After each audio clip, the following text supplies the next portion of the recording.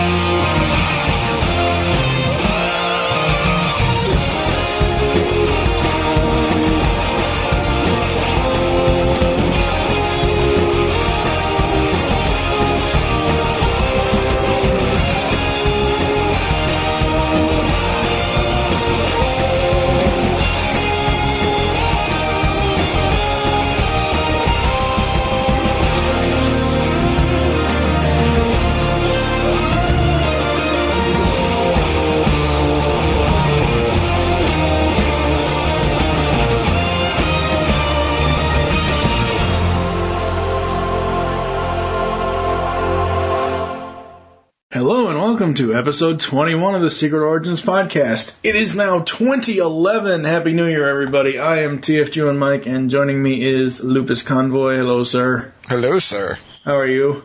I'm actually nice and warm and snuggly. What's up? Oh, nothing. We're just going to be talking about 4 more episodes from Justice League Season 5. That's 4, not 6, right? No, it's... I can count, really. It's 4. Yes, 4. Yes. Well, you made me warm. It's weird. When I turn my heat on, for some strange reason, my computer acts up.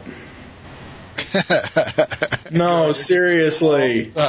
Like when it's like right now, I should probably go turn the heat on because it's almost freezing in my living room. But every time I turn it on, because my desk is like right here where I'm sitting, the heat register where the heat comes out is all the way across the room on the wall going into my kitchen.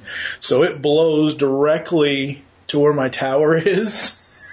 Oh, that's not good. So it's like every time, I mean, it's not like right on it, but like every time I turn it on and I've got the computer on and I'm using the computer, because of the change in temperature in the room, will change its ways that it works. For some strange, odd reason. I think you should invest in some warm clothes then, considering how often you're on the computer. True, probably true. But, yes, it is 2011, new year, and the Secret Origins Podcast has, where are we at? 4 episodes left. It's almost over. And we still don't have any fan mail. Yes. We still don't have any responses. No fan mail, no iTunes reviews, no nothing. I mean, I know we've been lax in releases every so often, but we always make up for it, and I think we've had some fairly good insights or discussions. I still wish the off-air discussion we had recording episode 19 and 20 a couple weeks ago, I still wish I had recorded that crap. Oh, no. Oh, God, that was horrible. Anyway. So what's going on with you, sir? What have you been up to? Getting sucked into WoW and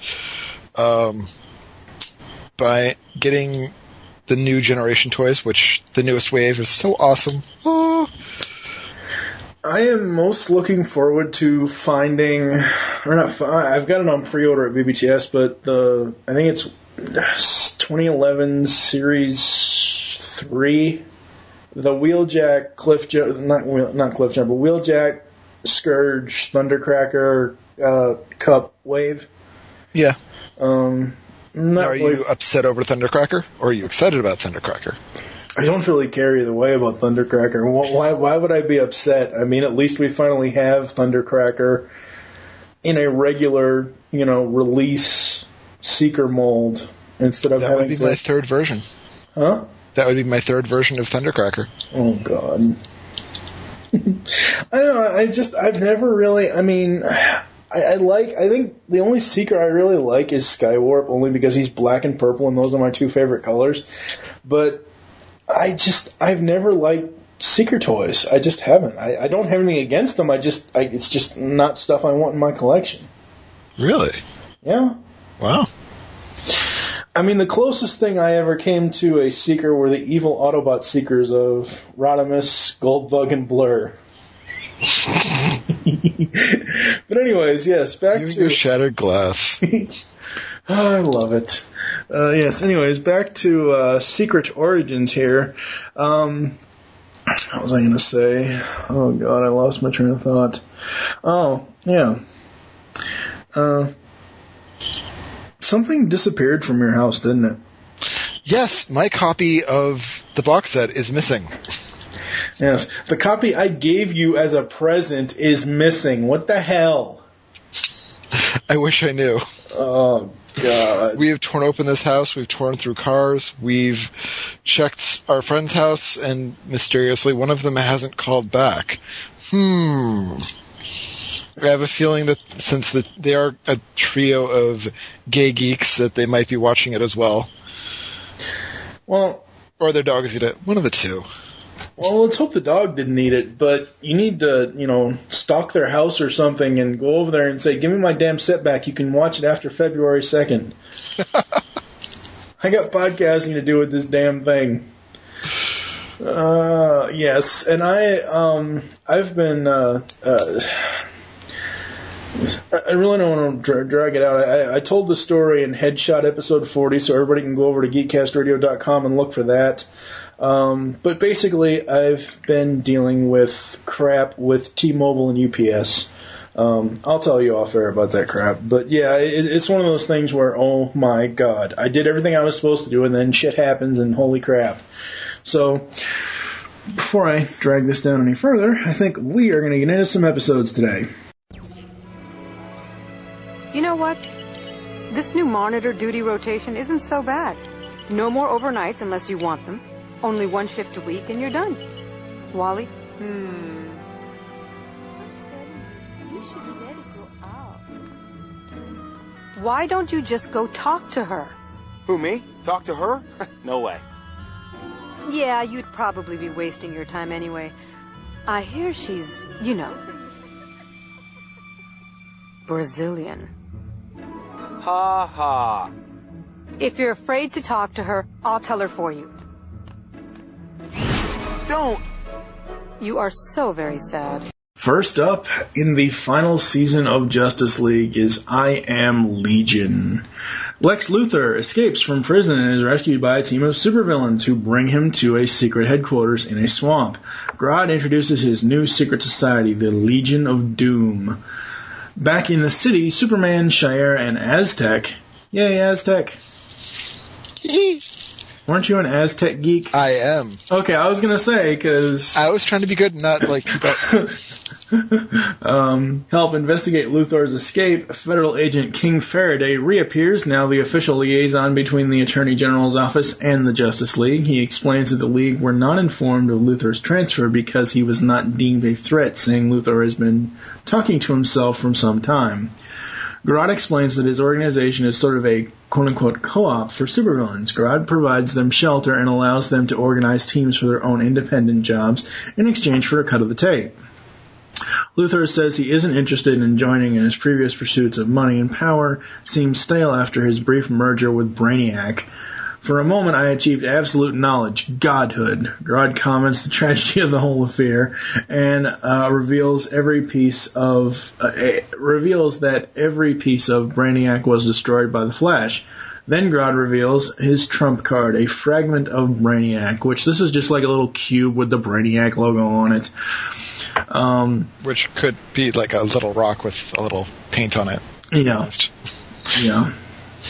Luthor demands the peace, but Grodd will only agree if Luthor does a job for Grodd. As Luthor hesitates, it is revealed who Luthor is speaking to, an image of Brainiac, who tells Luthor that his programming could be salvaged from that one piece, any one piece. Realizing that he could reconstitute Brainiac and reunite with him, Luthor agrees to join. In the Metro Tower, Shire and Flash are doing monitor duty. Shire notices Wally's crush on Fire, another fellow Leaguer, and teases him about it. Exasperated by his shyness, she determines to tell Fire herself, until a call comes from Faraday. Chuck and Chuck, the last surviving Black Hawk, says that he has received a remote alarm from the security system on Black Hawk Island, which is filled with advanced weapons and technology they confiscated during World War II and afterwards. Seeing a likely lead to Luther, Shire, Flash, and Fire form a team to investigate. On the island, Luther, Dr. Polaris, and the Key are slowly navigating their way through the island's defenses. On a plane trip to the island, Fire shows interest in getting to know Flash better, but Flash is too flustered to respond. Cher is about to intervene when the plane is attacked by 2 giant robotic vultures. Well, technically that's not true. Technically she does intervene because she gives the plane a hard right, knocking Fire onto Flash's lap. Lap dance, anybody? Let's see here. The team abandons the plane and destroy the robots with the help of Chuck and his fighter jet. The 4 of them arrive on the island and make their way to the compound inside. Luthor is breaking into the compound's vault and triggers more automated defenses to slow them down. The team gets past the defenses and confronts Luthor. They manage to defeat Dr. Polaris and the Key, but Luthor forces a stalemate by taking Chuck hostage. Luthor triggers an island self-destruct countdown, and the villains escape, though Chuck manages to get away from them. Shira chooses to stay behind and disable the self-destruct rather than pursue. They also notice that a box in the vault is empty. Luthor and his cohorts return to the Legion's headquarters with their prize, the Spear of Longinus, which Hitler believed made its bearer invincible. Luthor asks what Grodd plans to do with it, and Grodd says that as far as he knows, the spear is completely worthless. The whole mission was just a test of Luthor's abilities. Luthor initially laughs it off, but becomes outraged when Grodd reveals that Luthor still has to do something for him before Grodd offers up the piece of Brainiac. Luthor is outraged, but Brainiac's voice tells him that he needs to play along until they can get the piece of him back. On Black Hawk Island, Shire and Chuck pay their respects to the Blackhawks Memorial. Fire remarks that Superman will be upset that they let Luthor get away just to keep the museum from being destroyed. Flash smiles and says it was worth it. I've only got 6 notes. So, okay, first, my big issue with this episode was when the cops opened fire in the very beginning, they could have shot Lex in the leg or the foot, but no, that didn't happen. Because when they first start firing on Luthor after the Key grabs him, he's still being pulled through the wall. Yeah. I don't know. Whatever. Legion of Doom headquarters. Woohoo! That was just epic. Yeah, that was nice. That was so nice. That was just so awesome. The music cue right at the spot right before the main theme was epically evil. It's the one where Grodd races up the door and it shows off the villains standing there. It was a great view. I mean, all those supervillains, but yeah. Unfortunately we have to deal with the bat embargo. Yeah, I know.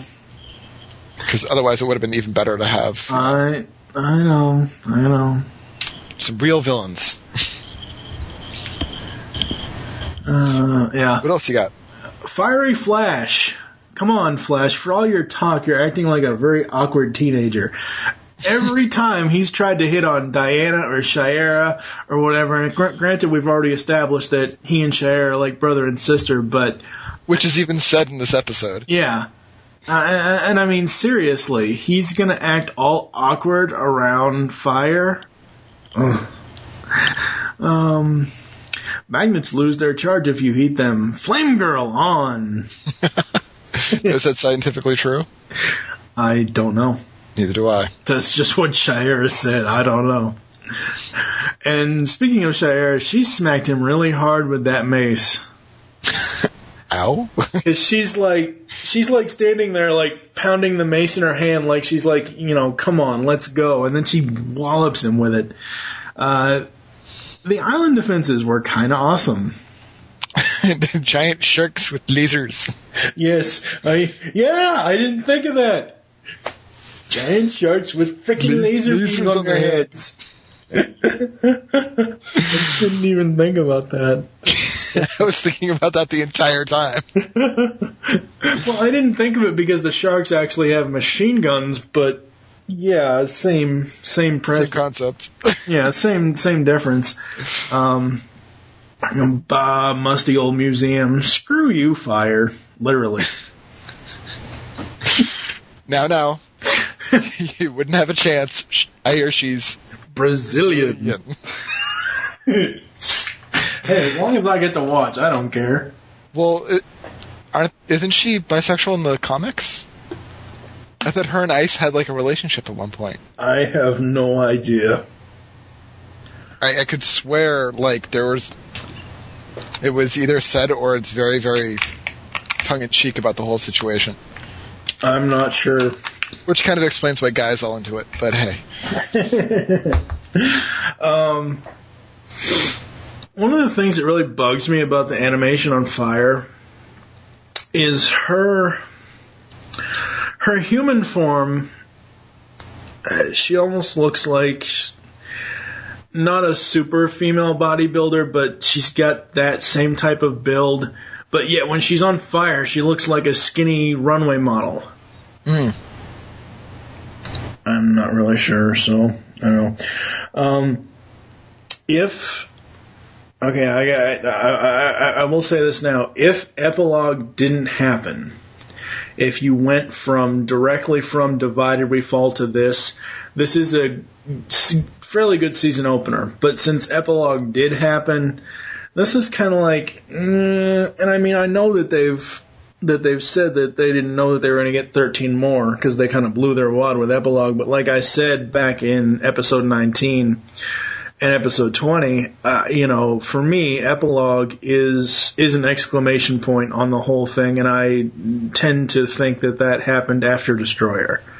Obviously, it did happen after Destroyer chronologically, but I kind of wish it would appear on the DVDs after Destroyer. Unfortunately, it doesn't. What about you? What do you have for I Am Legion? I have got... it's good to see Grodd back. Yes. What the hell are those cops doing with so much firepower? I know. Seriously. What the frack? Like, okay, we're going to have little pistols. No, semi-automatic machine guns. And we still couldn't hit the broadside of a barn. And then, okay, as I told you over Skype, oh, Lex, you lovable, tenacious scamp. Here you go, breaking out of jail again. Oh. Who didn't see that one coming? Yes, who didn't see that one coming? Apparently Faraday. Yeah. What else? Well, I mean, Faraday specifically admits that... the locals screwed up. Well, yeah, but Faraday specifically, I mean, it's clearly stated that it's been close to 6 months to a year since the events of Divided We Fall, because he said that Lex has been talking to himself ever since last summer when you guys removed Brainiac from him. So he's a supervillain and he's talking to himself. How would you not take that seriously? Really? Amateurs. Yep. And it's good to see Shaira back in the, busting people's chops attitude. Sort of Shaira. Getting into it with the cop. That was great. Yeah.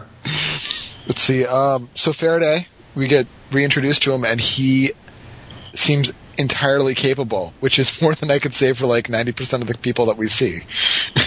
Well, he'll show his capabilities later on in this in the episode of the podcast episode. So let's see. JLI moment. We get to see both Fire and Ice together.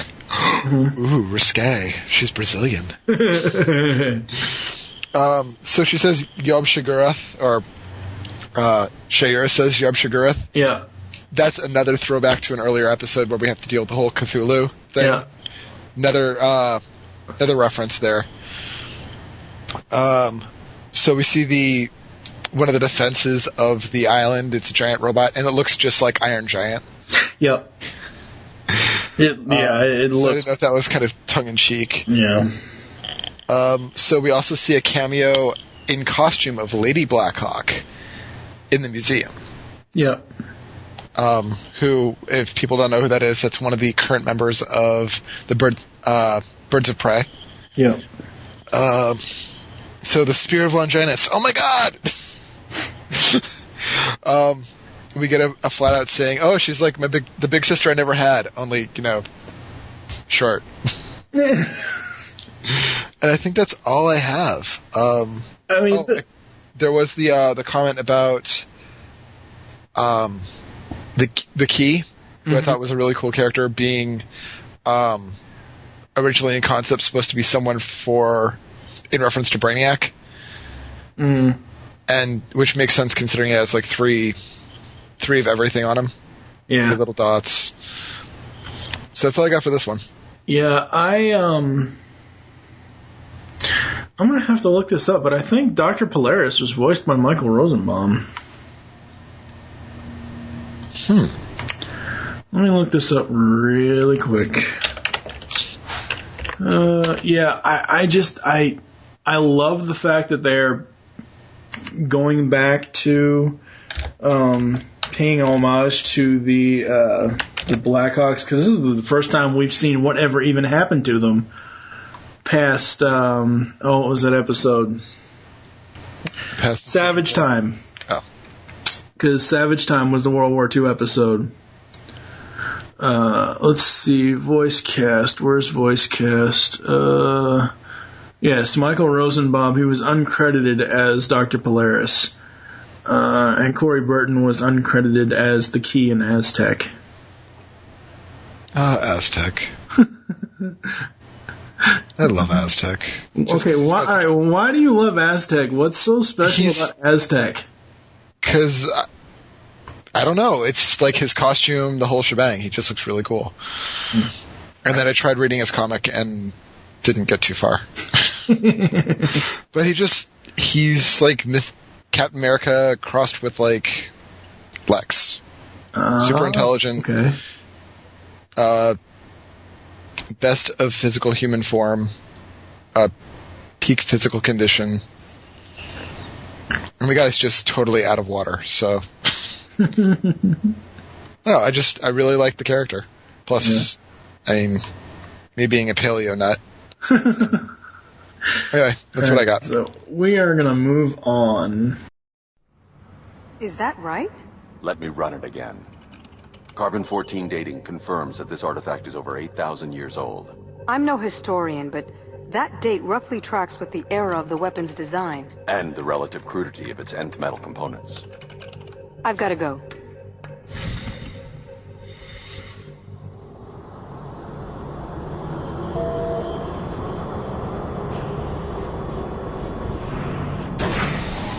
Sharon, I wanted to Judas Priest. Problem? No, it's just, I've never seen you in a dress before. You don't like it? It's, fetching.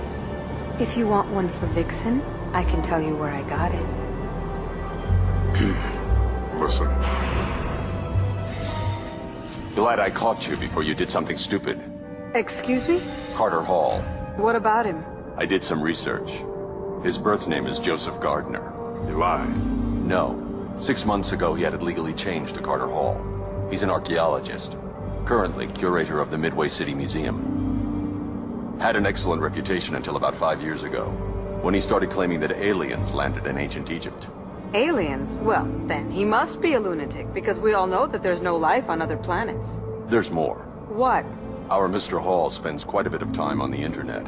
Dang, lock him up. He frequents the I Hate Hawk Girl bulletin boards. That doesn't mean boards. How many? Up next is Shadow of the Hawk. Oh my god. Okay, I gotta get right into this, because else I'm gonna start squeeing all over myself over here. Are you okay? Yeah. You need to tell.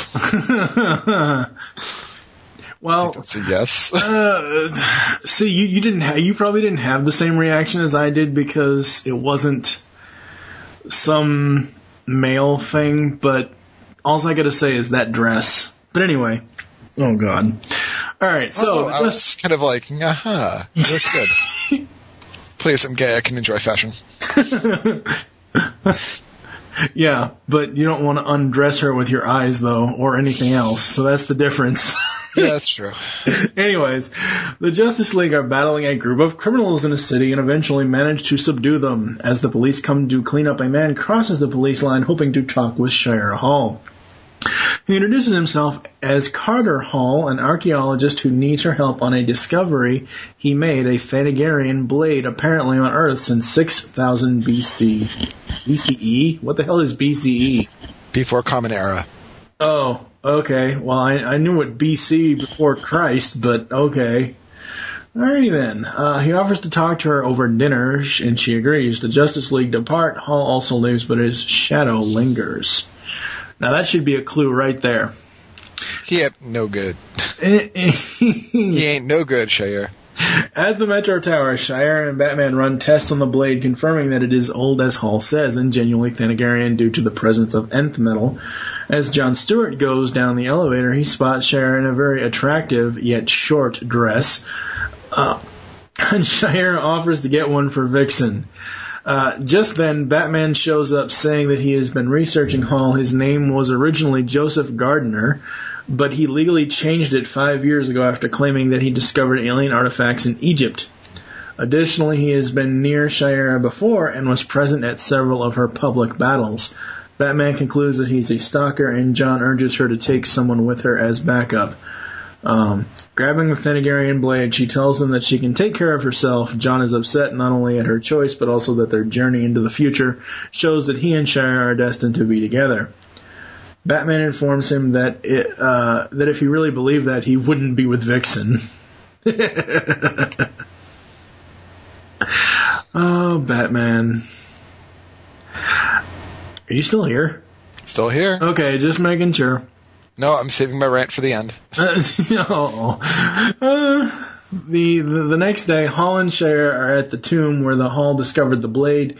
He warns that there are traps all over the tomb and knows how to disarm them. Unknown to either of them, Batman is following them. When they reach the chamber with the Thanagarian ruins, Hall changes into a costume and introduces himself as Katar Hall, alias Hawkman. Oh god, I have words to say about that a little bit later. He claims that he and Shire are Katar Hall and Shire Hall, the reincarnated souls of Thanagarian lovers who are stranded in Egypt a millennia ago and worshipped as gods by the people, but jealous forces overthrew them, destroying the grand society that the Thanagarians set up for the people. Hawkman tells her that they learned all this through an absorbicron, a device that stores ship logs and memories. As he tells her all this, Batman is confronted by a shadowy figure who subdues him. Shire assumes that the absorbicron malfunctioned and implanted the memories of Hall into Carter, but Hawkman insists on showing her the device, taking her to another chamber. He shows her the ship that carried the Halls to Earth. Before he can show her the device, they are attacked by a pair of shadowy hawk figures. After they are subdued, the figures merge into a single being. Waking up, Hawkman finds himself in Shire captured by the Shadow Thief, who has been following Carter for some time. He wants access to the treasure buried within the two Thanagarians, but he can't open it without Hawkman's help. When Shadow Thief threatens to kill Shire, Hawkman submits, opening the tomb's final chamber. Inside are the sarcophagus and the treasures. Before he can open the door, Batman attacks, causing Shadow Thief to hit the door and open it without disarming the traps. Robotic statues come to life, and Hawkman and Batman fight them off. During the battle, Shire manages to free herself and goes after Shadow Thief. He is able to make himself intangible at will, meaning they can't touch him. However, Shire activates her mace, while Hawkman grabs a torch and Batman activates a flare. Surrounded by light, Shadow Thief flees to the ground, causing it to collapse. Once he and Shire get Batman out, Hawkman goes back for the Absorbicron, but Shire subdues him. Outside, Hawkman laments that the loss of the Absorbicron, but Shire still insists that he's confused. Batman says that John Jones could help him sort through the memories, but Hawkman insists that he and Shire are the reincarnations of Katar and Shire Hall. Shire says that they don't even know each other, and Hawkman replies that her favorite color is teal. She loves oysters even though they give her heartburn, and that she wakes up at the crack of dawn just to see the sunrise, all of which are true, much to Shire's shock. However, Hawkman says he is willing to wait for her and flies off. When he is gone, Shire reveals that she knew Batman was following her, pulling the tracer he planted on her mace. Batman insisted it was Hall that he didn't trust, and that it wasn't her. And all that he heard was the reincarnation destiny, both of which he dismisses as nonsense. Shire, however, is not so sure. Unknown to all others, the sarcophagus survived the cave, and opening to reveal its twin mummified occupants still holding hands. Dun dun dun! Dun dun dun. It's awe. Yeah, this is going to be really, really quick for me. I've got exactly 5 notes. James Remar as the voice of Carter Hall. Hell yes. I don't know who that is. You don't know who James Remar is? Not off the top of my head. You know I suck when it comes to people's names and voices. Did you ever see The Huntress on USA Network? Nope. Oh my god. What else was he in? He was in North Shore. I don't know. He's got this really, really commanding voice. Anyways, Shire, I wanted to... Judas Priest. That was awesome. That was the best line ever. Damn, when I first saw her in that dress, my jaw dropped straight to China. Your what? My jaw dropped straight to China. This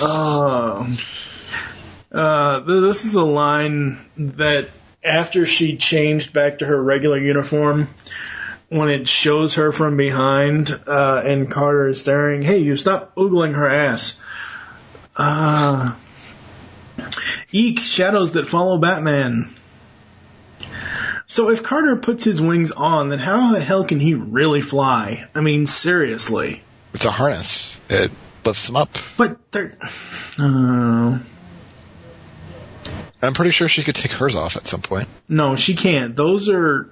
attached? That's not... No, there's no way in hell Hawk Girl, at least this version of Hawk Girl, there's no way in hell she can take her wings off. I mean, we've literally seen her in varying positions and places where... I mean, she sleeps with them on. They're attached to her. Maybe she just can't take the harness off. It's not a harness, though. She doesn't wear a harness. I'm just following a different... Yeah. You're not... Anyways. How stupid do you think I am? Scale of 1 to 10? Funny. I meant this. And of course she pulls off the batarang, not batarang, the bat tracer. Yeah. So what about you? What do you got? Oh, okay. Let's see. It's a really good bubble. You can't stop me with a bubble. It's a really good bubble. Yeah. I put down Vavavoom, Judas Priest.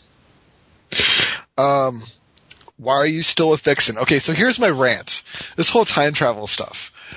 So, that's just one possible outcome of any numerous amount of outcomes, because this is time travel. Right. And the only thing that it proves is that at one point, he gets a little hot wing sex. That's the only thing it proves. So, one night, he gets a little drunk. They both get drunk. Of course, she also can outdrink him like nobody's business, even if he is a Marine. Anyway, other theory. He dumps Vixen like a sack of potatoes and goes back to her and then goes back to Vixen. Mm-hmm. I'm not sure. That guy can have his theory. Okay, what else do I got? Mummies! And the robotic mummies! Yeah. So they're having this huge fight, and poor Shira is just left there to hang against the wall. Yep. No one's trying to help her. Nope, she's just left to hang out. Everybody ignore the poor hot girl.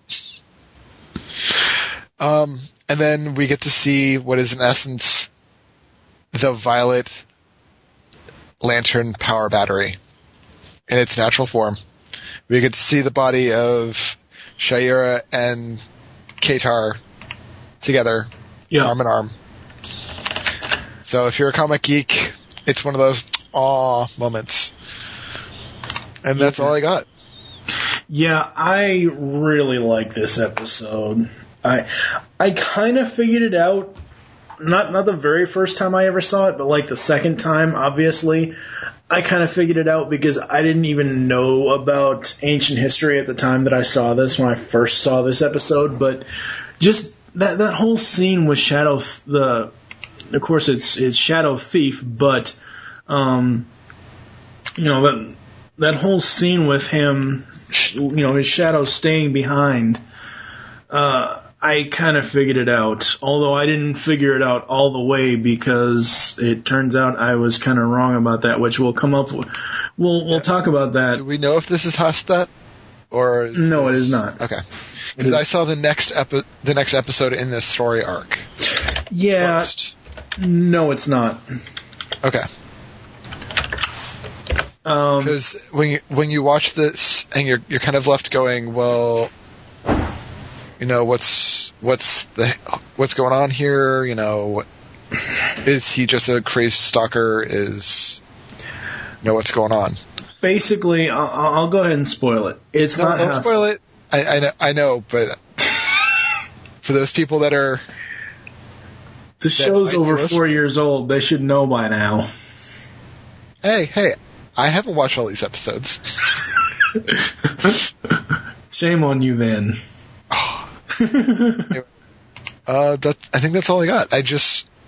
I really like this episode because I'm into the Brightest Day, Blackest Night stuff right now. So it's like, oh, it's nice and romantic that death can't even keep them apart. Yeah. Or is it true that he's just some crazy stalker? Hey. I love GL's line.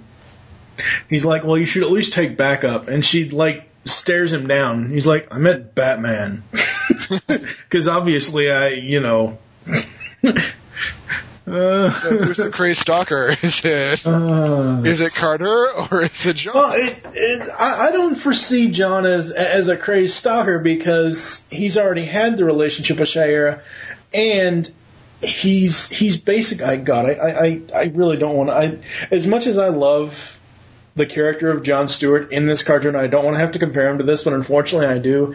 He's kind of like Brandon Routh's Superman brooding over Lois in Superman Returns. He's brooding over Shayera after what happened in Starcrossed. And even though he's moved on and he's with Vixen, he's still, because of that whole time travel dealy thing, he's still brooding over Shayera. Oh, God, I can't believe there was a Superman Returns reference on this damn podcast. I can't believe you watched it. Well, I'll be honest, I can't believe you watched that. That was not Superman. Boy, maybe, but not Superman. Yes. Alright, so we're gonna move on. So the only way I'll let the stone stay here is if we seal the portal to Skartaris permanently. Fine by me. I got everything I need. Right here.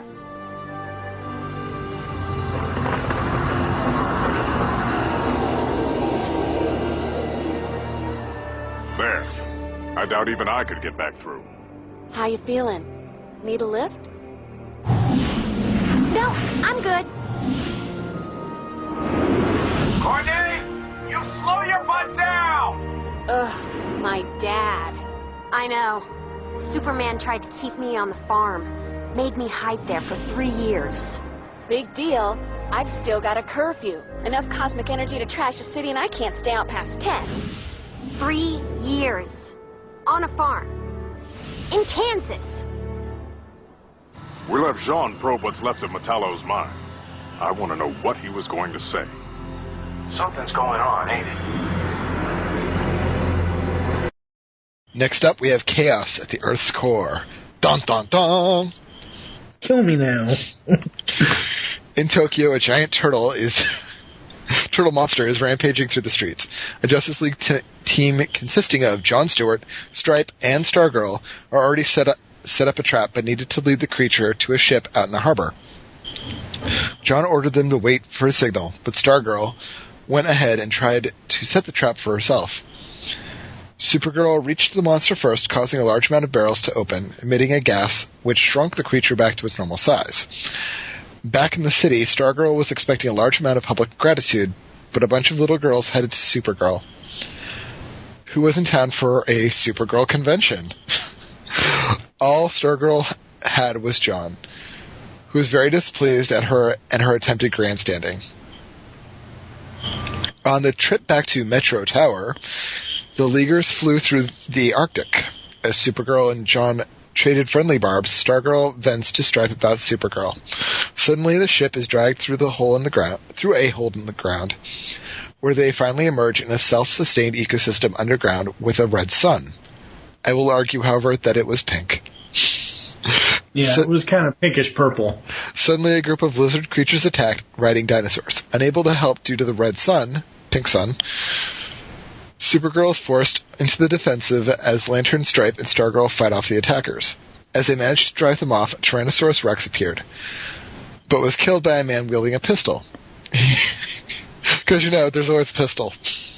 He introduced himself as Travis Morgan, the warlord of Shambhala, who said that he'd been expecting them. Warlord took them to his fortress, saying that he was a former Navy test pilot who crashed in Skartaris decades ago, and subsequently raised a family while trying to bring peace to the land. However, a wizard named Deimos suddenly began raising an army using advanced technology, and Shambhala was all that was left to oppose him. Warlord's daughter, Jennifer, summoned the Justice League there to help them. Although they faced a dangerous battle, Supergirl speaks for the Leaguers by agreeing to help.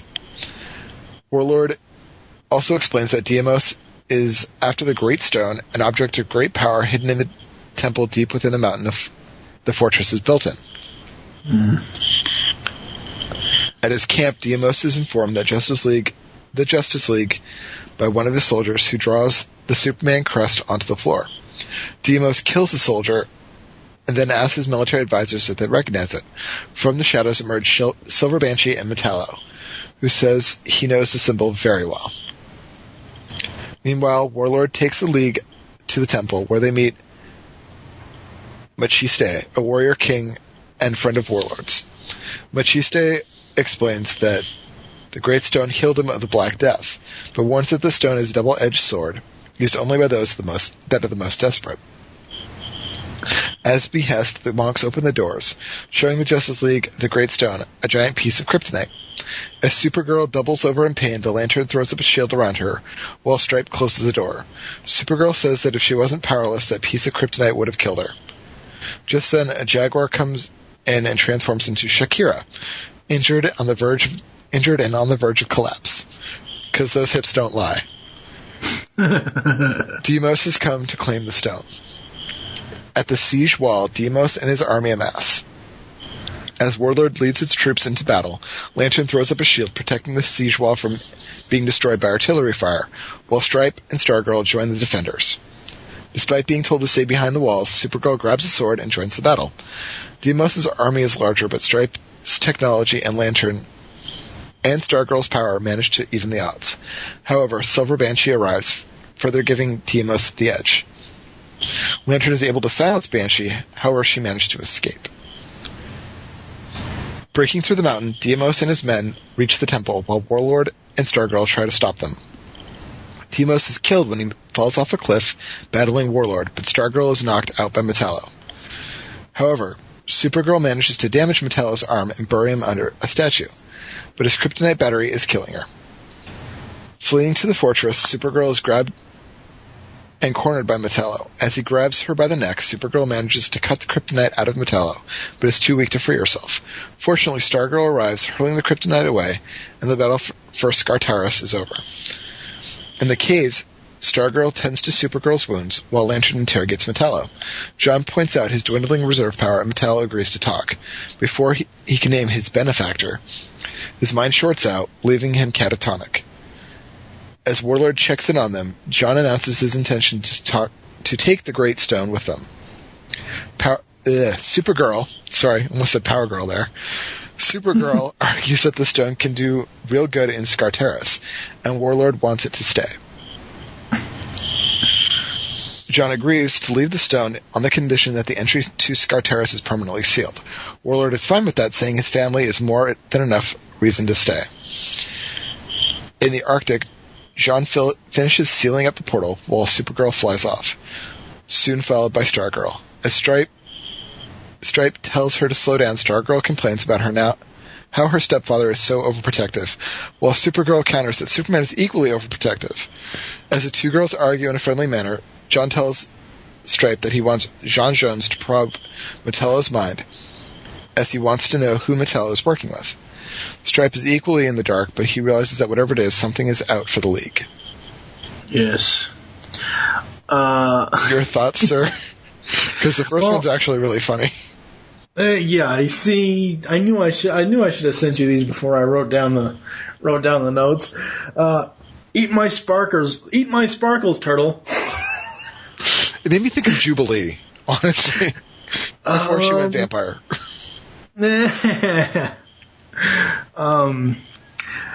I gotta say, I absolutely I said this before a while ago when we had a Supergirl-centric episode. I think it was the one where she and Tit Clone were going at each other's throats. God, what is that episode?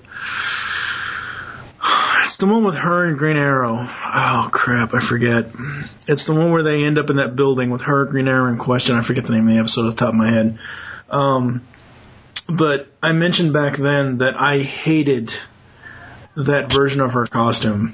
And I love that she finally changed into the more classic Supergirl. Red bone tights. Yes.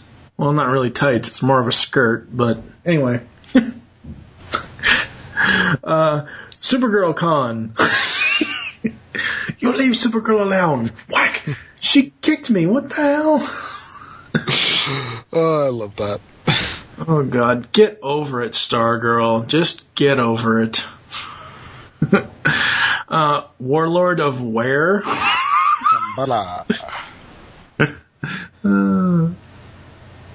So the suppliers are Metello and Silver Banshee. Lame.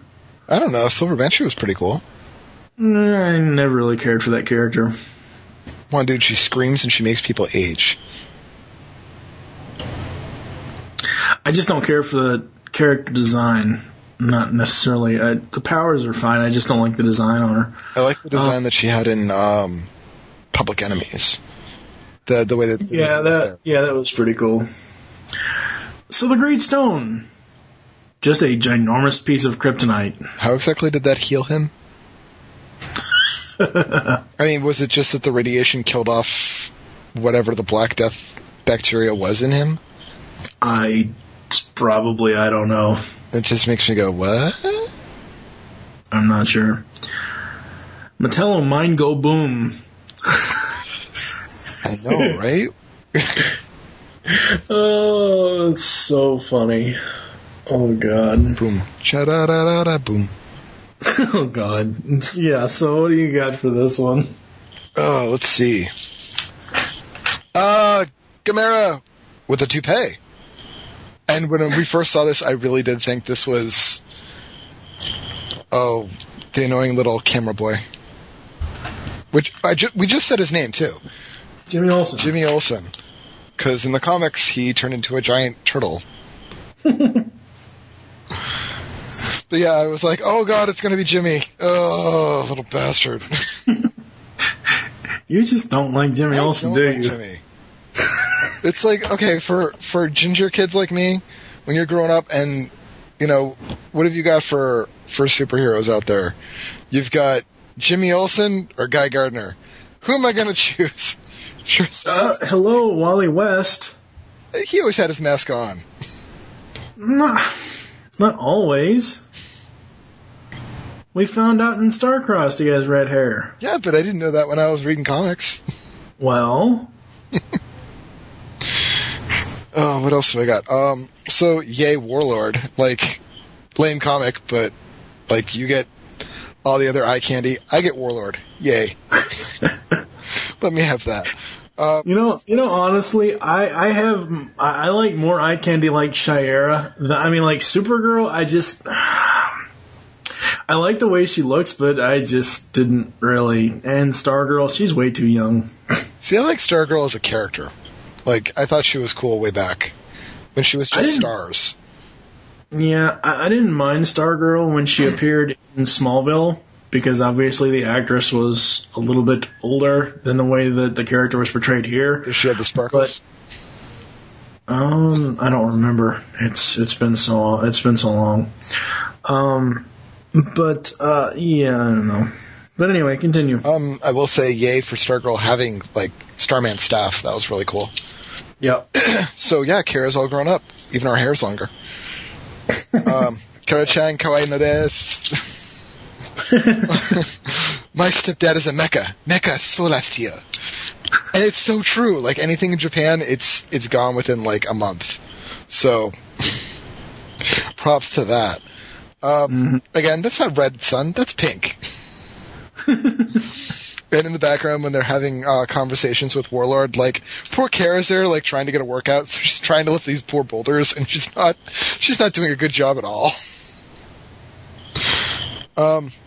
So seeing Deimos destroy the poor little dino dude, I couldn't help but think, you ruined so many good rugs that way, Deimos. Why are you doing that?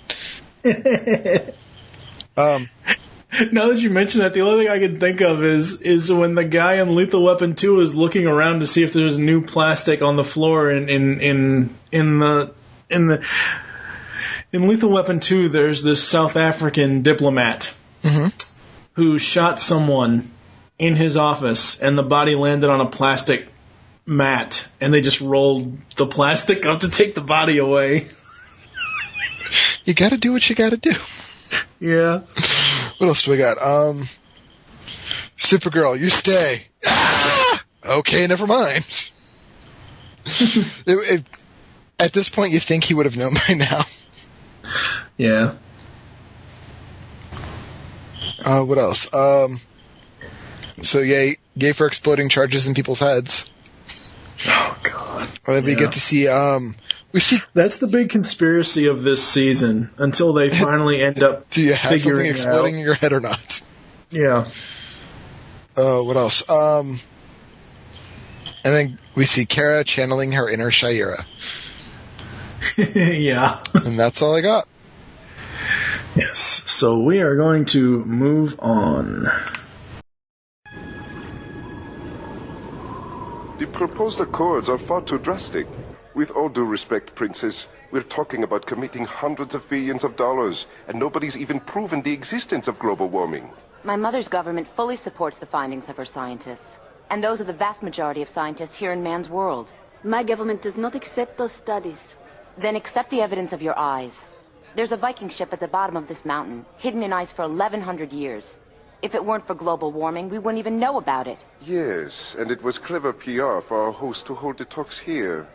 But it is not proof. You have to take this seriously. Atlantis has already withdrawn from the World Assembly over this, and they aren't the only country considering action. Are you suggesting Themyscira might do the same? If your pollution continues to affect my home, my mother is less likely to withdraw than she is to attempt a military solution.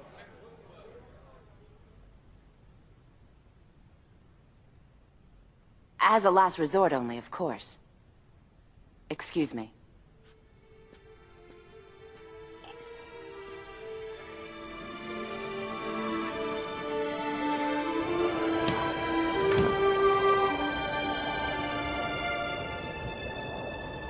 Agent Faraday, what are you doing here? Not smoking. Want some? No thanks. I'm here with the special security team. The vice president is attending. But you know that already. I saw you reading him the riot act earlier. I'm not much of a diplomat. Don't sell yourself short, lady. You're an international incident waiting to happen. By the way, if you raise your voice to the VP again, my men are under orders to shoot you.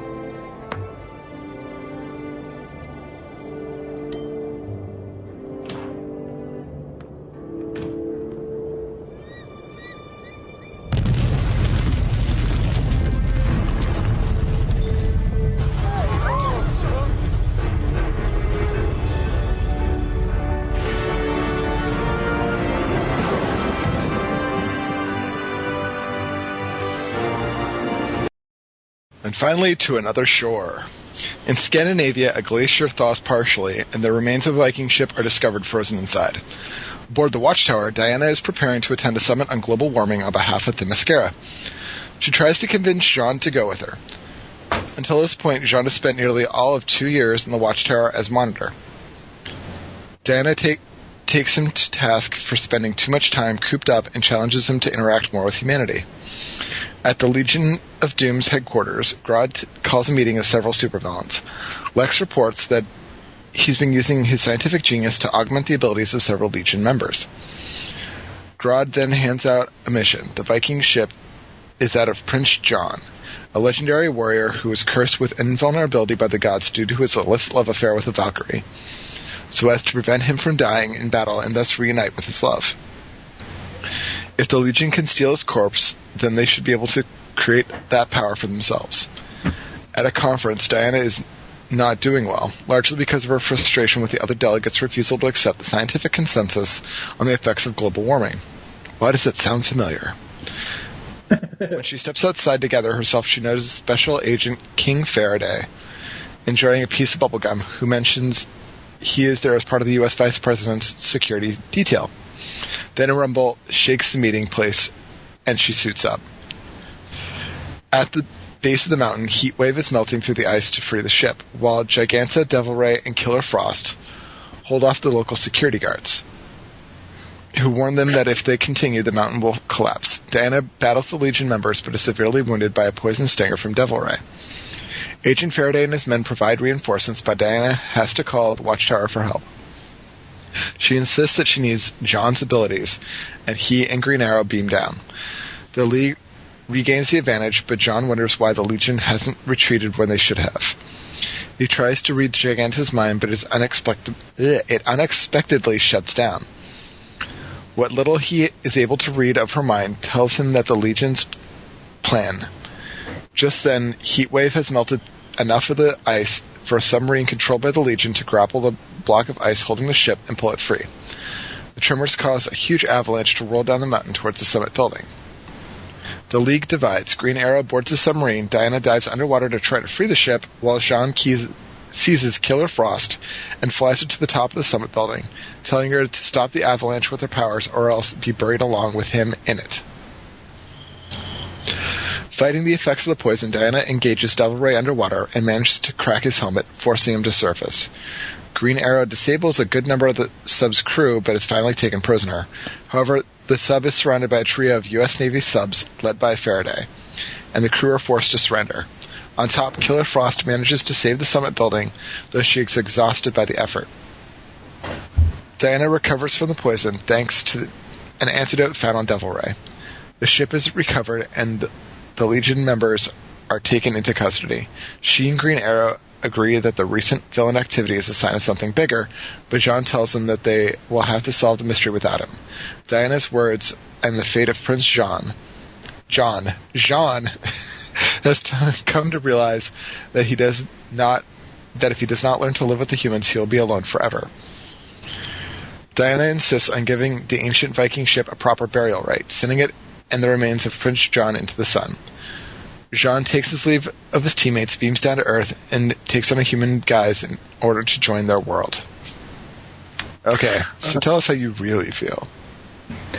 Boring. ...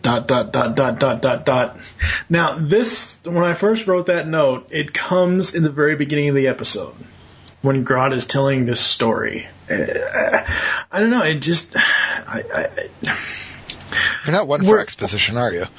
Well, I am if it makes sense to me, which this makes sense. That's fine, but it just, I mean, this episode, the last episode, and the 2 episodes we did, I think in episode 17 or 18, the ones with the New God stuff, all those episodes they're fine, they're okay, but they're not episodes that absolutely capture me.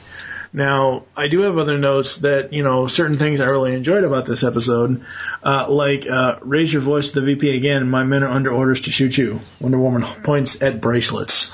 She's like, you could try. You know how that'll go down. Yes. And then, I don't know about you, but I specifically remember this. I remember watching it as a kid, and one of the times I remember watching it was during Hurricane Gloria in 1987 up in Massachusetts. The old Wonder Woman TV series with Linda Carter, and there's a Linda Carter reference when Diana spins around and does the whole Wonder Woman transformation. I thought that was awesome. I love that. The soldiers fire on Giganta's tits. They want to see the ripples? What's the matter, honey? Break a nail? Oh, Green Arrow. God. That's so hilarious. They need more GA. Yes. And then, of course, he comes back when he's going to the sub. And I'm not going to do it justice. I'm going to have to grab the audio for the episode. Dun, dun, dun, dun. He comes with his own theme music. I know. It's so awesome. He's not very good at that whole stealth thing, but... Yeah, well... Yeah. Oh, God. And then the first thing I thought of when I saw this was... Actually, the first thing I thought of was... You've seen the Bond movie GoldenEye, haven't you? A long time ago. With Pierce Brosnan and all that. A long time ago. It was the first Bond movie in like 14 years. And I know I'm probably getting the date right. It's the first Bond movie since License to Kill with Timothy Dalton. Came out in 95. Mm-hmm. And there's a character in there called Xenia Onatopp. Yes. On the top? Miss Onatopp uses her legs to kill her prey. But I have a twist on that, because the first thing I thought of when I saw Wonder Woman doing that to Devil Ray, I was like, Wonder Thigh's powers activate. It's one of the extra bonus powers of the armor. Yeah, exactly. If I can get my lasso, don't bother. Yes. Use your thighs. I love how Jean finally realizes that Diana is right, and then at the very end, John Jones, the detective. Mm-hmm. Because even though it does, I mean, correct me if I'm wrong, it is the design of John Jones, the detective. He's obviously not, since he just transformed into that, that's an homage to that, but he's not actually at the police station yet, obviously, but that's what that was homaging, is John as the detective, right? I believe so. Which, yes. That was in New Frontier. Yep. Like Brave New World? No. No, it was Justice League New Frontier, the DC Universe animated original movie. Yep. So what about you? What do you got? Global warming. Okay, the very first couple minutes. Am I global warming anyone? Oh, damn. I was right. I did have to say, wow, Diana. I didn't think that was her, actually, when I first saw it. Yeah. The Hermit Jean, and I'm thinking, like, this entire time, where's Miss Martian? Like, where's Migan in all this? Because he's the only green Martian. He's not the only Martian. And then, props for bringing up Odin. I'm not a heathen, but yay for bringing up Odin, which is badass. And then the Valkyries. We still don't know what Grodd's plotting. Like, Killer Frost brings up a great point. You know, what exactly are you plotting? Because you haven't bothered to even tell us. And considering it's a co-op. Find out later. Yeah, we'll find out later. A villainous co-op. Oh no, they bring up evil cherries. More Faraday, which I thought was awesome. He's like, oh, I'm not out here smoking. I'm like, oh, nice anti-drug reference there, kid. Mm-hmm. I'm chewing bubblegum. You kids should try that. The classic transformation. Yep. What else? Another great GA line. And Black Canary said a buzzsaw arrow was self-indulgent. I know. His own theme music. Okay, so she's saying we're going to give it a proper burial, and I'm like, she's going to light it on fire? Well, and she does. Kinda, yeah. We're going to set it into the sun. I'm pretty sure that's not entirely accurate, but I don't know. I'm not heathen, so I don't know all the Ace of True and Viking traditions. Yes. Although I was very surprised that they didn't throw in ice in this episode. Why? Well, ice is Scandinavian, and her people do date back to the time period where Prince John was around. Plus, she is kind of one of those, beloved daughters of Odin who have all that wonderful ice powers. Because if they did something like that, it would be a little bit more like, okay, now we get some more backstory and we understand what was going on with Prince John. Right, yeah. Do we know if Prince John was a throwback to like an old cartoon or old comic? I'm not sure.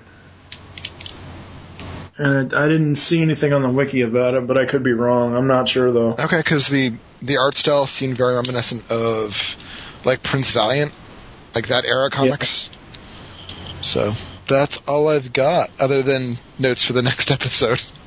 Yeah. Well, we'll take that when we get to the next episode. Yay, rogues! Yes. So yes, we will. We're going to take a quick break. You're going to hear some audio. I may put GA's theme music in there, and we'll come back with the outro. I love that. That was so awesome.